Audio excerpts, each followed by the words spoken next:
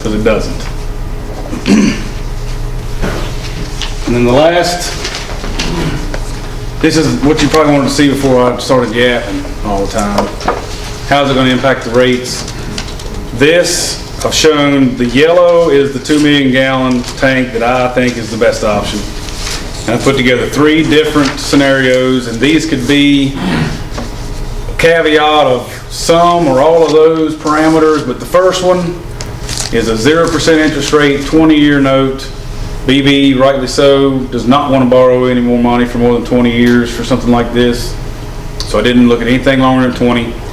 The first option is a 100% loan, and a rate increase for that option would be from 31 to 33 bucks. So it's $2. If we get a 0% and we get some loan money, it's just over $1 rate increase. If we have to pay 2.5%, like worst case scenario, then it's $2.25. And this, again, just like we've talked about before, this is just a broad brush. Before I would ask council to make any decision, I would work with BB to have a to the penny increase in how many years we could stretch that over based on the design, financing. Just like we talked about with the landfill, this number we could stretch it over 3 years. So we're talking about cents per year versus all of this at once. If bids come in better, I'm not ever going to be the low bidder. My pencil sharpened number is 2.6 million. But if I leave paper with you guys, I'm not going to be the low bidder on that. So that's got a 30% bump on it. I'm going to be above board, as I always am with you, but that's got some cushion in it because you guys can't afford any more to go back and say we need another $300,000 than anybody else standing here. So this can only get better. And we would explore 10 years too, depending upon the scenarios and the possibility of grant funding and reduce the term if at all possible. And then rate structure would have to be considered. Now, what are we looking at already for July 1st? Aren't we looking at another rate increase, $5, $6? $5. For sanitation, $7 to $8. Okay, so once again, people look at their overall bill. So that'll take it to 81.97, I think. 81.57. That one was just be with cheap. We already looking at $5 or $6 before that. And that's coming up in July, is it not? Yeah, from last year. It's more than that. We went up $5 last July. Right. We're at 76 now. Right. This July we need to go another $8. Yeah. Right. So that's Okay. more than $5. So that takes us $84. Yeah. Then this is going to take us $2 more. Or is this based on what's being Worst, used right now? Yes, right. Worst case, I mean, based on that potential financing option and that 2.9 number, if that ends up being 2.6 and we get more grant than that, then that number only comes down. And Stevie, that would not be required to be effective this July. No. It would be a year out.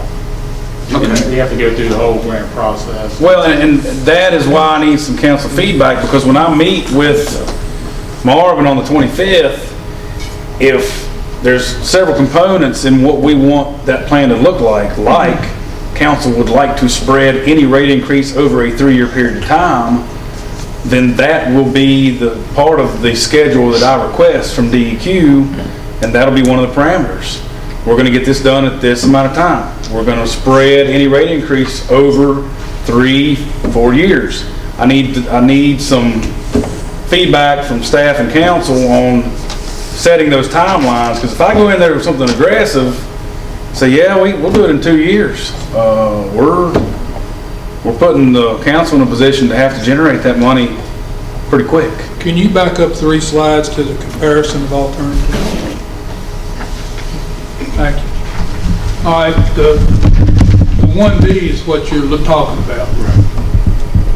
And all you're talking about is putting in a tank. You're not talking about doing anything to the system other than. So when you talk to the guy from DEQ, you're gonna say, we're gonna put it in this tank, but we're also gonna come back here and to try to stop some of the stuff that's overflowing when we, We will, but it's gonna be to the tune, that magnitude's gonna be a tune of what initially, what we can put in the wastewater collection annual CIP budget each year without borrowing money. So when I sit down with Richard, BB, and Alan, we say, okay, we need to put as much as we can into trying to fix some of these pipes, do some flow monitoring. That might be $100,000 that we have to carve out and put into our annual CIP budget.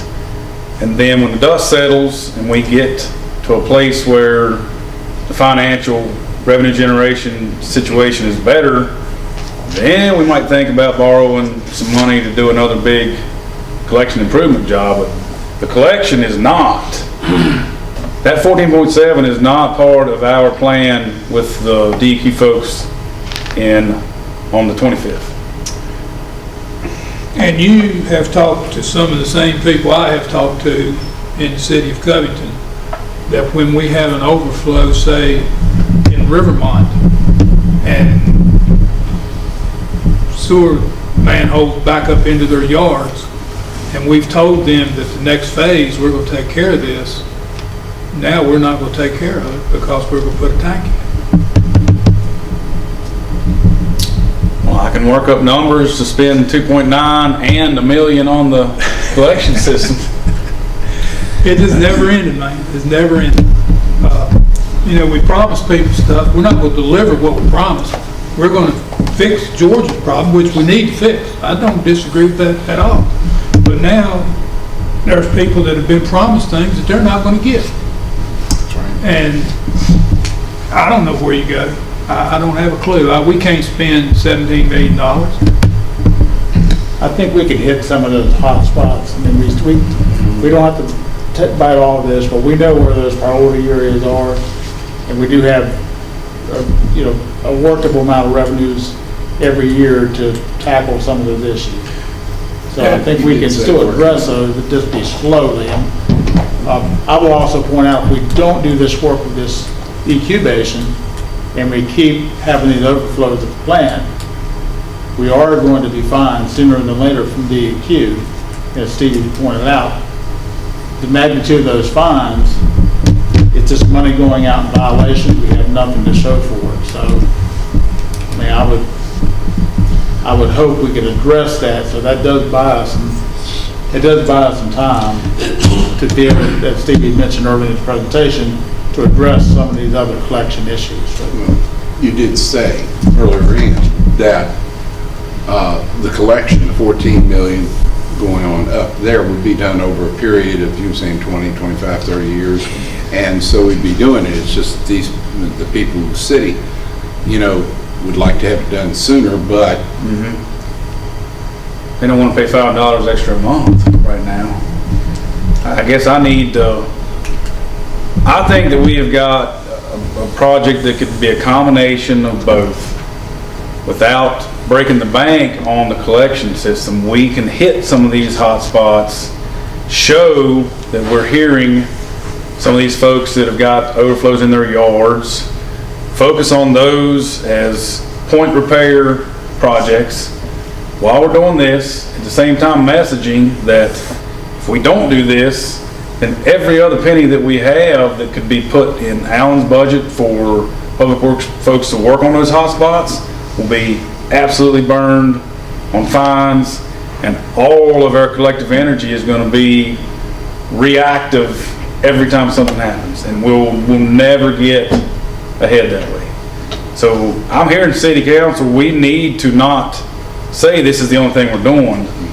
I've acknowledged that there are still system improvements to be done, and the next time I come, I'm not going to get invited anymore. Next time I come, my plan is to outline with staff, okay, we've tackled this one. This is what I need council to get behind over the next 5 years, and lay out a plan that says these are the things that we're going to be doing. And when your constituents come to you, or I have to come and answer to you every year, we have got a checklist that we can say, okay, how did we do? How did we perform? We were gonna be at this point after spending this much money. Did we do it or didn't we? And if we didn't, do we need to find somebody else? Or is there something else that's happened that kept you from getting that done? I mean, right now, we go out every time it rains and we try to figure out how many lids fell off, and there's one here, there's one here, there's one there. We try to document it, and then we're back to picking up trash, worrying about somebody's storm drain. We got to get to a place where we've got a systematic list of things that we can track our quality of service providing, because we can't just go do all these point repairs all over the place. We're not really helping anybody.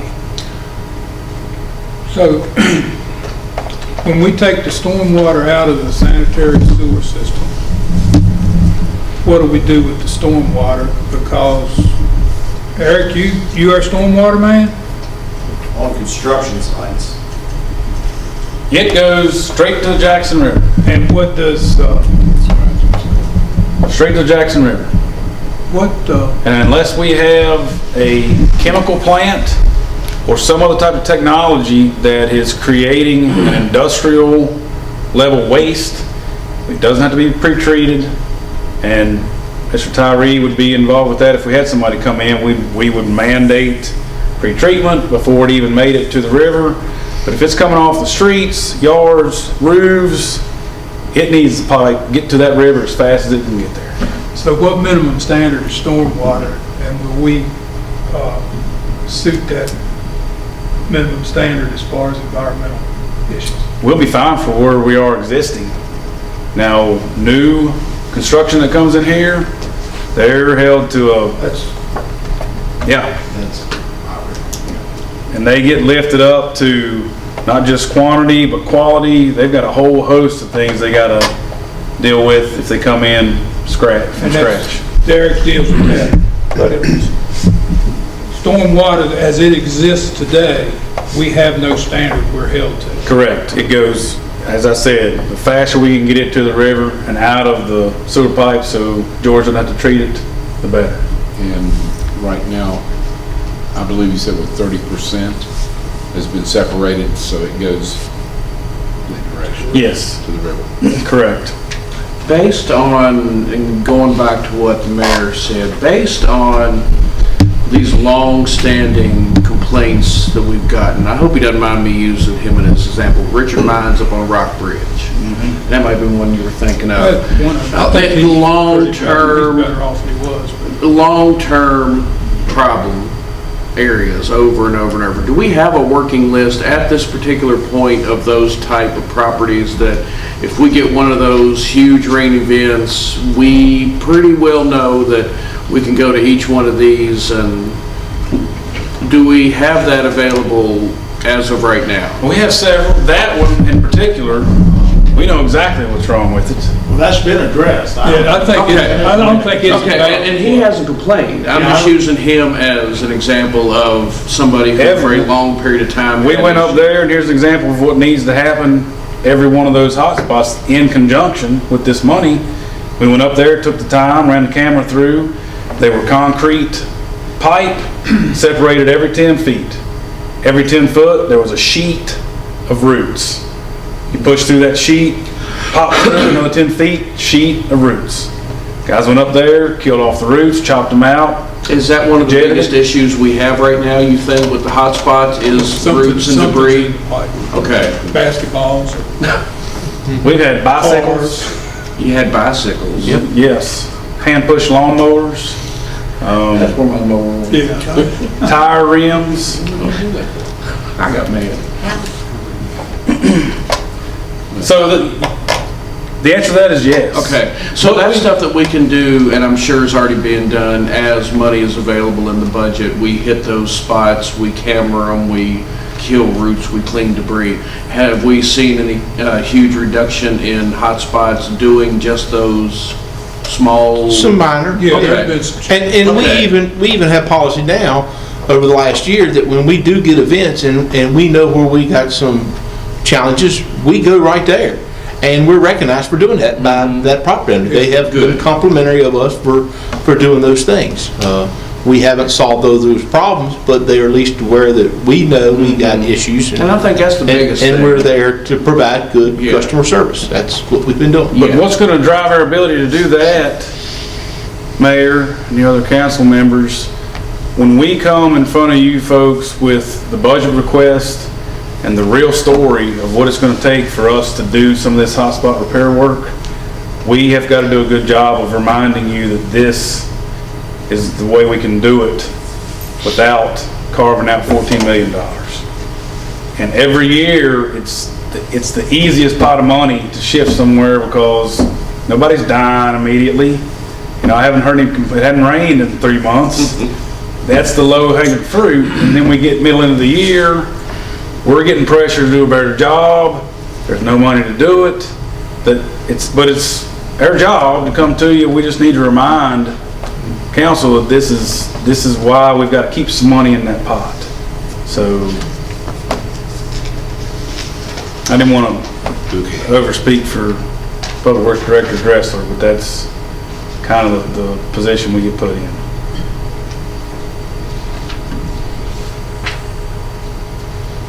Council, anybody got any more questions or comments?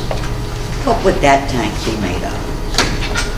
I'm going to request that it's made out of glass-lined, steel-bolted material that will last for 50 years. Something that won't rust or Right. disintegrate. They take those plates that the tank's made out of and they bake them up in Indiana, Chicago, or Illinois rather, in a kiln, and they bake the paint onto them, and you can't cut them off with an axe when they get here. So the other option's a concrete tank. We'll bid one. They won't be competitive, but you have to work on them constantly and worry about it. So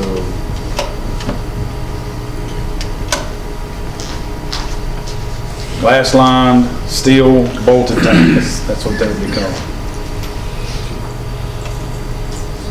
Now, what do I need to bring back through BB, Allen, Mr. Douglas? What do I need to bring to council, drilled down to for the next step in this process? Money. I say about no money. I'd like to bring some back. We'd like to be able to talk to DEQ in a meeting in a couple of weeks that the council's committed to moving forward and with this EQ basin, with the design of that and exploring the grant application and so forth. Kind of a no-win situation.